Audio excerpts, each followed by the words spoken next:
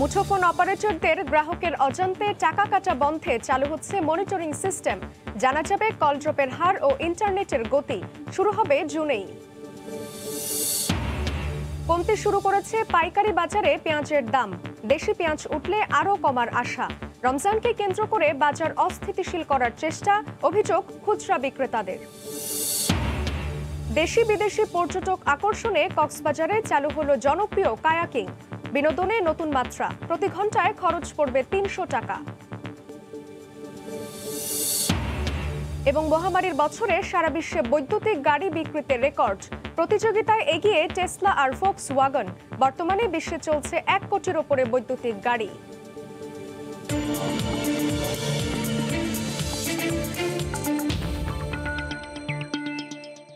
দেখছিলেন শিরোনাম। আমন্ত্রণ জানাচ্ছি দেশ ও দেশের বাইরের অর্থ বাণিজ্যের নানা খবর নিয়ে আমাদের নিয়মিত আয়োজন এ সময়ের বাণিজ্যে। আপনাদের সঙ্গে আছি আমি জান্নাতুল সাদিয়া।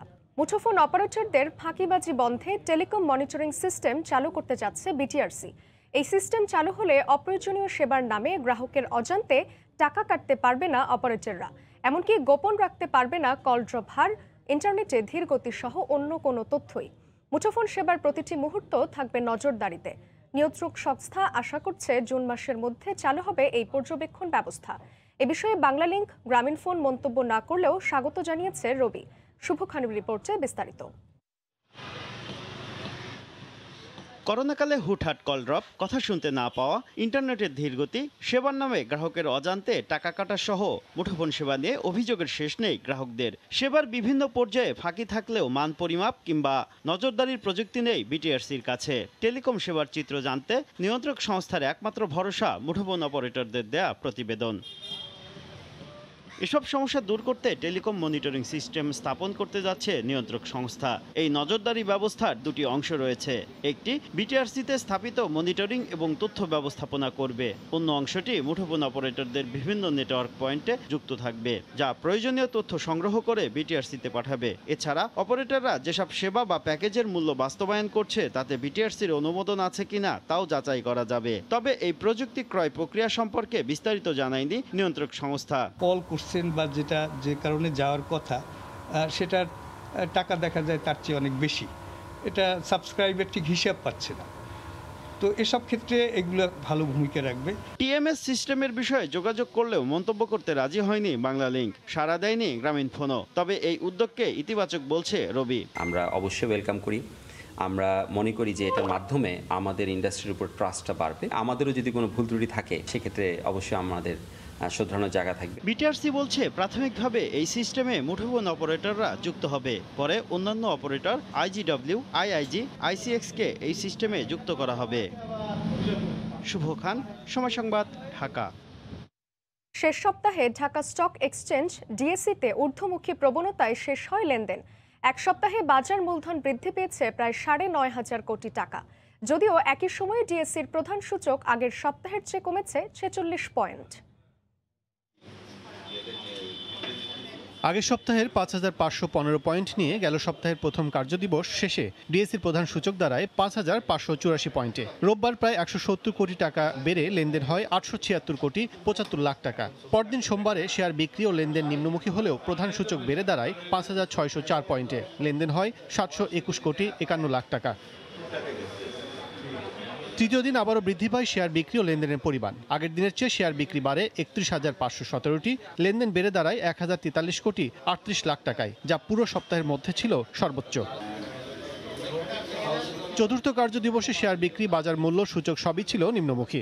এদিন শেয়ার বিক্রির বিপরীতে বাজার মূল্য কমে ১৬৩ কোটি ৬০ লাখ টাকা। শেষ কার্যদিবস বৃহস্পতিবারও শেয়ার বিক্রির পরিমাণ নিম্নমুখী প্রবণতায় লেনদেন কমে ৭০ কোটি টাকা। দিন শেষে সূচক ছিল কিছুটা ঊর্ধ্বমুখী। এদিকে সপ্তাহ জুড়ে লেনদেনে মিশ্র প্রবণতার মধ্যে প্রতিদিন গড়ে লেনদেন হয়েছে প্রায় ৮৬৬ কোটি টাকা। যদিও আগের সপ্তাহের চেয়ে সূচক কমে ৪৬ পয়েন্ট। পুরো সপ্তাহে শেয়ার মূল্য বাড়ে ১১৩টি প্রতিষ্ঠান ও মিউচুয়াল ফান্ডের, কমে ১৬৬টির, অপরিবর্তিত ছিল ৮৯টির এবং কোনো লেনদেনই হয়নি ৪টি প্রতিষ্ঠানের। গেল সপ্তাহে মূল্য বৃদ্ধি পাওয়া শীর্ষ 5 প্রতিষ্ঠানের মধ্যে রয়েছে Berger Paints Bangladesh Limited, Rahima Food Corporation Limited, Shahjibazar Power Company Limited, Lafarge Holcim Bangladesh Limited ও সামিট পাওয়ার লিমিটেড। এছাড়া মূল্য কমে যাওয়া 5 প্রতিষ্ঠানের মধ্যে রয়েছে Vanguard AML Rupali Bank, Prime Insurance Company, Green Delta Insurance Company, Nitol Insurance ও প্যারামাউন্ট ইন্স্যুরেন্স কোম্পানি লিমিটেড। সপ্তাহ শেষে ডিএসসির বাজার মূলধন ৯,৭৫৮ কোটি ৭ লাখ টাকা বেড়ে অবস্থান করছে 4,৮২,৮৫৪ কোটি ৩০ লাখ টাকায়। কাজল আব্দুল্লাহ, সময় সংবাদ, ঢাকা। বিশ্বের সবচেয়ে বড় এবং অত্যাধুনিক ফ্লাওয়ার মিল চালু হচ্ছে বাংলাদেশে। নারায়ণগঞ্জে দেশের অন্যতম বৃহৎ শিল্পগোষ্ঠী সিটি গ্রুপের মালিকানাধীন সিটি ইকোনমিক জোনে স্থাপন করা হয়েছে সম্পূর্ণ স্বয়ংক্রিয় এই কারখানা, যেখানে কাঁচামাল থেকে পণ্য উৎপাদন ও গাড়িতে বোঝাই পর্যন্ত কোনো পর্যায়েই লাগবে না হাতের স্পর্শ। সিটি গ্রুপ জানিয়েছে এই ফ্লাওয়ার মিলের দৈনিক উৎপাদন ক্ষমতা ৫,০০০ টন আটা, ময়দা, সুজি। আর করোনাকালে কারখানায় কাজের সুযোগ পেয়েছেন প্রায় ১,৫০০ কর্মী। ঢাকা সিলেট মহাসড়ক থেকে মাত্র 2 কিলোমিটার ভেতরে নারায়ণগঞ্জের শীতলক্ষ্যা নদীর তীরে দেশের ষষ্ঠ বেসরকারি সিটি ইকোনমিক জোনের যাত্রা শুরু হয় 2019 সালের এপ্রিলে। উদ্বোধনের 2 বছর না পেরোতেই এই ইকোনমিক জোনে বিশ্বের সবচেয়ে বড় স্বয়ংক্রিয় ফ্লাওয়ার মিল চালু করল ভোগ্যপণ্য প্রস্তুতকারী অন্যতম বৃহৎ শিল্পগোষ্ঠী সিটি গ্রুপ। কর্তৃপক্ষ জানিয়েছে অত্যাধুনিক এই কারখানার যাবতীয় যন্ত্রাংশ আনা হয়েছে সুইজারল্যান্ডের বিখ্যাত প্রতিষ্ঠান বুলার থেকে। এখানে গম থেকে পাথর কিংবা লোহা জাতীয় উপাদান আলাদা করা হয় স্বয়ংক্রিয় মেশিনে। গমের চেয়ে বড় কিংবা ছোট দানা বাছাই করতে রয়েছে ভেগা সেপারেটর মেশিন। গমে ভুট্টা, সয়াবিন, ডাবলের মিশ্রণ শনাক্ত করছে 30টি ক্যামেরা সম্বলিত কালার সটার। গমের পুষ্টিগুণ পরিমাপের জন্য রয়েছে NIR মেশিন। হাতের স্পর্শ ছাড়া এসব প্রক্রিয়া সম্পন্ন করার পরই ক্র্যাশিংয়ে পাঠানো হয় গম। আমরা সবসময় চাই আমাদের দেশের জনগণের সবচেয়ে ভালো উন্নত মানের পণ্যটা তাদের হাতে পৌঁছে দেওয়ার জন্য। তো আমরা চেষ্টা করছি এবং চেষ্টা করে যাব। কারখানার ভেতরে পরিষ্কার পরিচ্ছন্ন রাখার জন্য রয়েছে অটোমেশন হাউসকিপিং সিস্টেম। মেঝেতে ময়লা পড়ার সাথে সাথে স্বয়ংক্রিয়ভাবে টেনে নেবে এই মেশিন। কারখানা পরিদর্শনে গিয়ে মুগ্ধ আগত অতিথিরাও। সিটি গ্রুপ একের পর এক শিল্প করছে, সেগুলো একইভাবে সাফল্যমণ্ডিত হবে। নতুন এমপ্লয়মেন্ট জেনারেশন হবে, দেশের জন্য সাশ্রয় মূল্যে আপনার ময়দা পাওয়া যাবে। সিটি গ্রুপের সাথে HSBC বাংলাদেশের সম্পর্ক 20 বছরের একটু অধিক। এই 20 বছর অধিকে আমি তার কোনো পাওনা পরিশোধে একদিন দেরি দেখিনি। কারখানাটিতে অন্তত 600 নারী কর্মী কাজের সুযোগ পাচ্ছে বলে জানিয়েছে সিটি গ্রুপ। প্রধানমন্ত্রীর নির্দেশে আজকে 100 ইকোনমি জোন বাংলাদেশে বিভিন্ন জায়গায় স্থাপন হবে, কর্মসংস্থান হবে, শিল্পনগরী গড়ে তুলবে। ওর একটা অংশে আমরা আছি। করোনাকালে বড় বিনিয়োগের জন্য সিটি গ্রুপকে ধন্যবাদ জানান বেজার নির্বাহী চেয়ারম্যান এবং বস্ত্র ও পাট মন্ত্রী। ভবিষ্যৎ যে দূরদর্শিতা সেটাকে আবার প্রমাণ করলো যে করোনার মধ্যেও এই ধরনের ইন্ডাস্ট্রি উৎপাদনে আসতে পারে। বাংলাদেশ যে উন্নত বিশ্বে যাবে 41 সালে, সেই 41 সালে এগিয়ে যাওয়ার জন্য এগুলিই পাথেয়। প্রায় 78 একর জায়গার উপর স্থাপিত সিটি ইকোনমিক জোনে ভোজ্য তেল, আটা, ময়দা, সুজি সহ বিভিন্ন ভোগ্যপণ্য উৎপাদিত হচ্ছে। শুভ খান, সময় সংবাদ, নারায়ণগঞ্জ। রাজধানীর পাইকারি বাজারে পেঁয়াজের দাম 50 টাকায় ওঠার পর আবারও কমতে শুরু করেছে। ভারতীয় পেঁয়াজের সরবরাহ বাড়ায় দুদিনেই কেজিতে দাম কমেছে 3 থেকে 5 টাকা। পাইকারদের দাবি মুড়ি কাটা পেঁয়াজের সরবরাহ কমে আসায় বেড়েছে দাম। দেশি রাখি পেঁয়াজ বাজারে উঠলে দাম কমার আশা তাদের। খুচরা বিক্রেতাদের অভিযোগ, রমজান সামনে রেখে নানা অজুহাতে আগে ভাগে দাম বাড়ানো হচ্ছে। হাজরা শিউলির রিপোর্ট। কখনো সরবরাহ ঘাটতি, কখনো ভারতের পেঁয়াজ রপ্তানি বন্ধের সিদ্ধান্তের মতো নানা সংকটকে পুঁজি করে সিন্ডিকেটের কারসাজিতে যখন তখন লাগামহীনভাবে বাড়ে নিত্য প্রয়োজনীয় এ ভোগ্যপণ্যের দাম। ঘাটতি নিরসনে দেশি মুড়ি কাটা পেঁয়াজের ব্যাপক আবাদের পাশাপাশি চীন, তুরস্ক ও মিশর থেকে আমদানিতে গেল নভেম্বর থেকে বাজার স্থিতিশীল হয়। দাম কমে 25 থেকে 30 টাকায় থাকে। কিন্তু এক সপ্তাহের ব্যবধানে হঠাৎ করে ঝাঁঝ বাড়ে পেঁয়াজের। দাম বেড়ে পাইকারিতে প্রতি কেজি 46 থেকে 48 ও খুচরা পর্যায়ে বিক্রি করা হয় 50 থেকে 55 টাকায়। 10 দিন আগে এক পালা নিলাম 150 টাকা, 30 টাকা করে, আর আজকে নিলাম 210 টাকা। মুড়ি কাটা পেঁয়াজটা তো সিজন শেষ, সেজন্য আর কি এখন শর্ট আছে একটু মাল। এখন আবার ওই যে আলি পেঁয়াজটা আসতেছে, আলি পেঁয়াজটা আসলে আপনি কমে যাবে দাম। এদিকে 1 মাসের বেশি সময় বন্ধ থাকার পর ভারতীয় পেঁয়াজ আমদানি শুরু হওয়ায় দাম পড়ছে।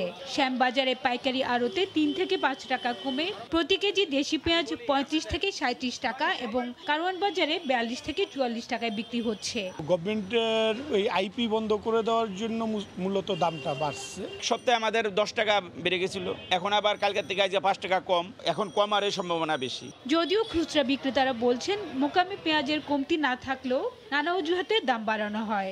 পাইকারি মার্কেট থেকে ওরা ইচ্ছাকৃতভাবে বাড়াইতে পারে, যথাসময়ে তারা পেঁয়াজ পাচ্ছে না, এই ধরনের নানা অজুহাত। দেশে বছরে পেঁয়াজের চাহিদা 24 লাখ টন, এর মধ্যে প্রায় 30% চাহিদা মেটানো হয় আমদানি করে, যার সিংহভাগ আসে ভারত থেকে। হাজারের শিউলি, সময় সংবাদ, ঢাকা। ভারত থেকে হিলি স্থলবন্দর দিয়ে পেঁয়াজের আমদানি বেড়েছে। এই মুহূর্তে সেখানে আছেন সহকর্মী শফিকুল ইসলাম, সরাসরি যাচ্ছি তার কাছে। শফিক। ধন্যবাদ সাদিয়া। হিলি স্থল বন্দর দিয়ে গত বৃহস্পতিবার থেকে ভারত থেকে পেঁয়াজ আমদানি শুরু হয়েছে। আপনাকে একটা তথ্য জানিয়ে রাখি যে প্রতি বছর মার্চ থেকেই কিন্তু মূলত আমাদের দেশি পেঁয়াজের কিন্তু সরবরাহটা কিন্তু কমে যাওয়ার কারণে কিন্তু তখন আমদানিকারকরা ভারতের উপর নির্ভরশীল হয়ে যায় বা অন্য দেশ থেকে পেঁয়াজ আমদানি করে। ঠিক এইবারও কিন্তু আপনার মার্চের থেকে আমদানি শুরু হয়েছে। গত বৃহস্পতিবার থেকে হিলি স্থল বন্দর দিয়ে পেঁয়াজ আমদানি শুরু হয়েছে। আমরা কাস্টমের তথ্য অনুযায়ী যদি আপনাকে বলতে যাই, 5-6 কর্মদিবসে এখানে 21টি ট্রাক, পণ্যবাহী ট্রাক, পেঁয়াজ বোঝাই ট্রাক প্রবেশ করেছে। প্রায় 525 মেট্রিক টন পেঁয়াজ আমদানি হয়েছে। তো পেঁয়াজের আমদানি বাড়ছে, আর সে আমদানি বাড়ার সাথে সাথে কিন্তু এখানে মূলত পেঁয়াজের দামটা কিন্তু কমে গেছে। আমরা বৃহস্পতিবারে যখন প্রথম ট্রাক ঢুকে তখন দেখেছিলাম এখানে 38 থেকে 40 টাকা, সেটা পরবর্তীতে গত বৃহস্পতিবার পর্যন্ত আমরা দেখেছি ওরা 31 থেকে 31 টাকা পেঁয়াজের দাম তারা বিক্রি করছে। তো দাম কমার কিছুর কারণ হিসাবে আমাদের ব্যবসায়ীরা যেমন বলছে যে আমদানি বাড়লে নাকি পেঁয়াজের দামটা কমে যাবে, তারা এমনটাই বলেছেন। তো আরেকটা তথ্য আপনি জানিয়ে রাখি যে মার্চের পর কিন্তু পেঁয়াজের ভরা মৌসুম, আমদানি ভরা মৌসুম বলা যেতে পারে। পেঁয়াজের আমদানি কিন্তু শুরু হয়। আর হিলি স্থল বন্দরে আমদানিকারকরা যেমন হিলি স্থল বন্দর দিয়ে তারা পেঁয়াজ আমদানি করে থাকে এবং বহির্বিশ্ব থেকে আমদানি করে থাকে। আমি কাস্টমারের একটা তথ্য আপনি জানিয়ে রাখি যে আমরা আমদানিকারকরা যেমনটা জানিয়েছেন, ব্যবসায়ীরা জানিয়েছেন যে গত অর্থ বছরে গেল বছরে তারা হিলি স্থল বন্দর দিয়ে শুধু 50,000 মেট্রিক টনের যদি লক্ষ্যমাত্রা থাকলেও তারা আমদানি করেছে। এখানে 3075টি ট্রাক তারা ভারত থেকে পেঁয়াজ বোঝাই ট্রাক প্রবেশ করেছিল এবং সেখান থেকে 61,500 মেট্রিক টন পেঁয়াজ তারা আমদানি করেছে। তো আমদানিকারকদের পক্ষ থেকে যারা বলা হচ্ছে সরকার কৃষকদের কথা ভেবে তারা আইপি যেটা অনুমোদন তারা বন্ধ রেখেছে, তারা শুল্ক, তারা পেঁয়াজকে শুল্ক নির্ধারণ করেছে সরকার। তো আসলে শুল্ক তারা যদি কমায় বা আইপি যদি শিথিল করে তাহলে আমদানি বাড়বে, সেক্ষেত্রে পেঁয়াজের দামটা কমবে, আমদানি করে জানিয়েছেন। আর একটা কথা জানিয়ে রাখি সাদিয়া, সকাল থেকে কিন্তু এখনও হিলি স্থল বন্দর দিয়ে এখনও আমদানি এবং রপ্তানি শুরু হয়নি। এর মূল কারণটাই হচ্ছে যে ব্যবসায়ী ভারতীয় ট্রাকরা কিন্তু সকাল কিছুক্ষণ আগে থেকে এখানে পানামার যে 2টা ফটকে তারা কিন্তু এখানে ব্যারিকেড দিয়ে রেখেছে। যে মূলত তাদের একটা দাবি, তারা বলছেন যে তারা যে করোনা ভাইরাসের যে এখানে যে স্বাস্থ্যবিধির একটা বিষয় আছে, তারা কিন্তু কোনো স্বাস্থ্যবিধি মেনে তারা বাইরে যেতে চায়। পোর্ট কর্তৃপক্ষ না দেওয়ার কারণে কিন্তু মূলত এখানে তারা গাড়ি আমদানি রপ্তানি বন্ধ রেখেছে, তারা ব্যারিকেড দিয়ে রেখেছে। তো আমদানি শুরু হলে তো জানাতে পারবো যে কী পরিমাণ পেঁয়াজ আমদানি হবে বা সর্বশেষ। হিলি স্থল বন্দর থেকে ছিল আমাকে সর্বশেষ খবর সাদিয়া। হিলি স্থলবন্দর থেকে পেঁয়াজ আমদানির বিষয়ে জানাচ্ছিলেন সহকর্মী শফিকুল ইসলাম। দেশি বিদেশি বাণিজ্যিক জাহাজ আগমন বাড়ায় মোংলা বন্দর চ্যানেলকে প্রস্তুত করতে শুরু করেছে কর্তৃপক্ষ। এই মুহূর্তে সেখানে আছেন সহকর্মী তরিকুল ইসলাম, সরাসরি যাচ্ছি তার কাছে। তরিকুল। সাদিয়া, এই মুহূর্তে আমি রয়েছি মোংলা বন্দর চ্যানেলে। মূলত আজকে এই বন্দর চ্যানেলের বহির যে বিভাগ রয়েছে যে আউটার বার, সেখানে ড্রেজিংয়ের উদ্বোধন করা হবে। কিছুক্ষণ পরে এই কার্যক্রমের উদ্বোধন করবেন নৌ পরিবহন প্রতিমন্ত্রী খালিদ মাহমুদ চৌধুরী। মূলত 792 কোটি টাকা ব্যয়ে এই প্রকল্পের কাজ শুরু হচ্ছে এবং আউটবার ড্রেজিংয়ের এই ইনারবার ড্রেজিং যে ড্রেজিংয়ের কাজ শুরু হচ্ছে, এটি খুবই গুরুত্বপূর্ণ ছিল এই চ্যানেলের জন্য এবং দীর্ঘদিনের দাবি ছিল এখানকার যারা বন্দর ব্যবহারকারী রয়েছে তাদের। এই ড্রেজিংয়ের কাজ উদ্বোধনের ফলে যে বিষয়টি আমরা দেখতে পাবো সেটি হচ্ছে যে এখানকার যে জাহাজের আগমনের সংখ্যা বাড়বে এবং এখানকার বন্দর ব্যবহারকারীর সংখ্যা বাড়বে। আমরা যে বিষয়টি এখানকার বন্দর সূত্রে জানতে পেরেছি যে মূলত 7.5 মিটারের গভীরতার জাহাজগুলো বন্দর জেটিতে পৌঁছায়। এছাড়া এর থেকে বেশি গভীরতার জাহাজ কিন্তু বন্দর জেটিতে পৌঁছাতে পারে না, এবং এই ড্রেজিংয়ের ফলে যে গভীরতা তৈরি হবে, অর্থাৎ 9.50 থেকে 10 মিটার পর্যন্ত যে গভীরতা তৈরি হবে, সেই গভীরতায় সরাসরি যে দেশি বিদেশি যে গভীরতার জাহাজগুলো রয়েছে সেগুলো কিন্তু সরাসরি জেটিতে পৌঁছাবে, এবং এতে কিন্তু পণ্য যে পরিবহনের যে খরচ সেটি কিন্তু কমে আসবে। এবং এর লক্ষ্যমাত্রা হচ্ছে 2 লাখ প্রায় 2.5 লাখ ঘনমিটার মাটি এখান থেকে খনন করা হবে, এবং এটি খনন করে যেখানে ফেলা হবে সে জায়গাটিও নির্ধারণ করা হয়েছে। মূলত 1500 একর জায়গা নির্ধারণ করা হয়েছে, তার মধ্যে ইতিমধ্যে 500 একর জায়গা অধিগ্রহণ করা হয়েছে এই মাটি ফেলার জন্য। তো বন্দর ব্যবহারকারীরা আসলে এতে উৎসাহিত হবে, এবং আমরা যে বিষয়টি লক্ষ্য করেছি যে মোংলা বন্দরকে ঘিরে যে উন্নয়ন কাজ বা অন্যান্য কর্মকাণ্ড শুরু হয়েছে, সেই কর্মকাণ্ডগুলোকে অব্যাহত রাখতে মূলত যে পরিকল্পনা গ্রহণ করা হয়েছে বা মহাপরিকল্পনা গ্রহণ করা হয়েছে, এই ড্রেজারের যে কার্যক্রম বা খননের কার্যক্রম, এই কার্যক্রম সেই স্বপ্নের দিকে বা সেই বাস্তবতাই বন্দরকে এগিয়ে যাবে বলে এখানকার সংশ্লিষ্টরা আশা প্রকাশ করছেন। সব মিলিয়ে সাদিয়া, এই ছিল আমার কাছে মোংলা বন্দর থেকে ইনারবার ড্রেজিং এর সর্বশেষ খবর। মোংলা বন্দর থেকে যুক্ত ছিলেন সহকর্মী তরিকুল ইসলাম। বিশ্বে পর্যটকদের কাছে বেশ জনপ্রিয় কায়াকিং।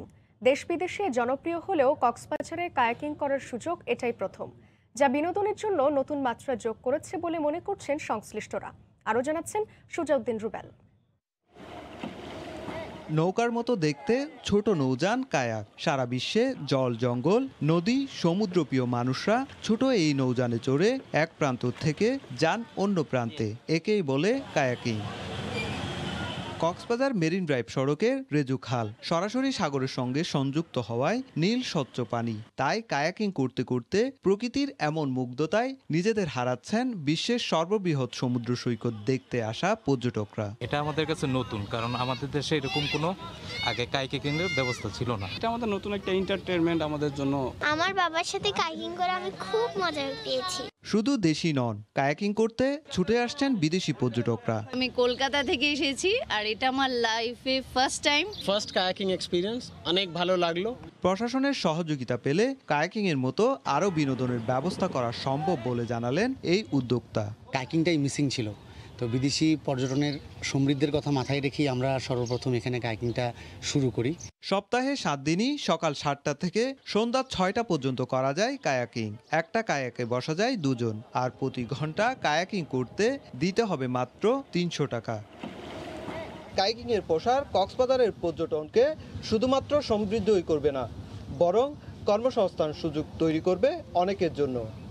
তবে নিরাপত্তার দিকেও সর্বোচ্চ নজর দেওয়ার দাবি পর্যটকদের। সুজাউদ্দিন রুবেল, সময় সংবাদ, কক্সবাজার। মুন্সিগঞ্জে অভিযান চালিয়ে বিপুল অবৈধ কারেন্ট চাল জব্দ করেছে নৌপুলিশ। দেশে কারেন্ট চালের সব ফ্যাক্টরি পঞ্চসার ইউনিয়ন ও আশপাশের এলাকায়। সকালে অভিযানের এক পর্যায়ে কারেন্ট চাল জব্দ করা হয়। পুলিশের উপস্থিতি টের পেয়ে পালিয়ে যায় ব্যবসায়ীরা। পাটের ছালা বিক্রির সাইনবোর্ডের আড়ালে দীর্ঘদিন ধরে বাসাবাড়িতে অবৈধ কারেন্ট চালের ব্যবসা করে আসছে একটি চক্র। জাটকা নিধন বিরোধী অভিযানের অংশ হিসেবেই মাঠে নেমেছে নৌপুলিশ। যুক্তরাজ্য সহ ইউরোপের বাইরের 6টি দেশের আন্তর্জাতিক ভ্রমণকারীদের ক্ষেত্রে বিধিনিষেধ কিছুটা শিথিল করার কথা জানিয়েছে ফ্রান্স। তবে ওইসব দেশের নাগরিকদের 72 ঘন্টার মধ্যে করোনা টেস্টের নেগেটিভ ফলাফল প্রদর্শনের বাধ্যবাধকতা থাকছে। প্যারিস থেকে আরও জানাচ্ছেন সহকর্মী লুৎফুর রহমান বাবু। যুক্তরাজ্য সহ ইউরোপের বাইরের 6টি দেশের আন্তর্জাতিক ভ্রমণকারীদের ক্ষেত্রে কিছুটা শিথিলতার কথা জানিয়েছে ফ্রান্স। দেশগুলো হচ্ছে অস্ট্রেলিয়া, ইসরায়েল, জাপান, দক্ষিণ কোরিয়া, সিঙ্গাপুর ও নিউজিল্যান্ড। দেশগুলির স্বাস্থ্য পরিস্থিতি কিছুটা উন্নতি হওয়ায় এই সিদ্ধান্ত নেওয়া হয়েছে।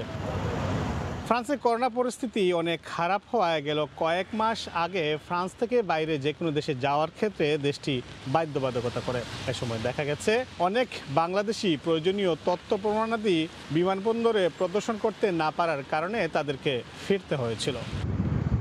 ইউরোপের অন্যান্য দেশে ধীরে ধীরে করোনা পরিস্থিতির কিছুটা উন্নতি ঘটলেও ফ্রান্সে এখনও উদ্বেগজনক হারে করোনার সংক্রমণ ঘটছে। প্রথম দফার তুলনায় এবারে ফ্রান্সের বাংলাদেশি কমিউনিটির অনেকেই করোনায় আক্রান্ত হচ্ছেন, যার মধ্যে অনেকেই ভর্তি রয়েছেন হাসপাতালে। আক্রান্তের তালিকায় রয়েছেন অনেক প্রবীণ ব্যক্তিও। এমন অবস্থায় দেশটিতে বসবাসকারী প্রবাসী বাংলাদেশিরাও নতুন করে আবারও কিছুটা উদ্বেগ আর উৎকণ্ঠার মধ্যে পড়েছেন। আগে বাঙালি কমিউনিটির মধ্যে সেরকম একটা করোনা ভাইরাসে আক্রান্ত শোনা যেত না, এখন প্রায় ঘরে ঘরে শোনা যাচ্ছে যে করোনায় আক্রান্ত। আমরা অনেক আতঙ্কের মধ্যে আছি, কারণ আগের তুলনায় এখন বাঙালি কমিউনিটির মধ্যে অনেক বেশি আক্রান্তের হার শোনা যাচ্ছে। প্যারিসে করোনার পরিস্থিতি খুবই নাজুক অবস্থা। গত দীর্ঘ 1 বছর ধরে বার, রেস্টুরেন্ট এগুলো বন্ধ আছে। ইউরোপের অন্যান্য দেশে করোনার পরিস্থিতির উন্নতি দেখে ফ্রান্সের সাধারণ মানুষও কিছুটা আশান্বিত ছিলেন, তবে তাদের সেই আশা কবে বাস্তবে পূরণ হবে এটি এখনো নিশ্চিত করে বলা যাচ্ছে না। মামুন বাবু, সময় সংবাদ, ফ্রান্স। সারা বিশ্বে চলছে 1 কোটির উপরে বৈদ্যুতিক গাড়ি। 2020 সালে বৈদ্যুতিক গাড়ি বিক্রির রেকর্ড ছাড়িয়েছে সারা বিশ্বে।